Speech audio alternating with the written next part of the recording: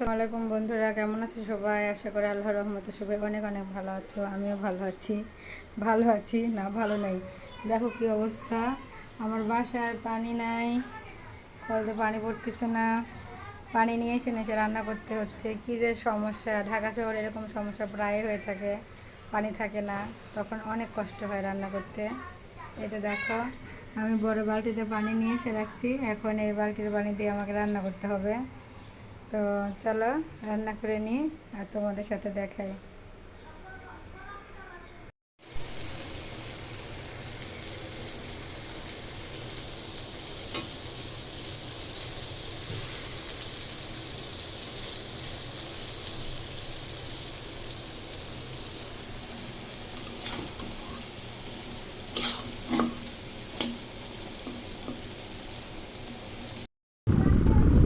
মুরগির মাংসের সাথে নিরামিষ রান্না অনেক ভালো লাগে, তাই না বন্ধুরা?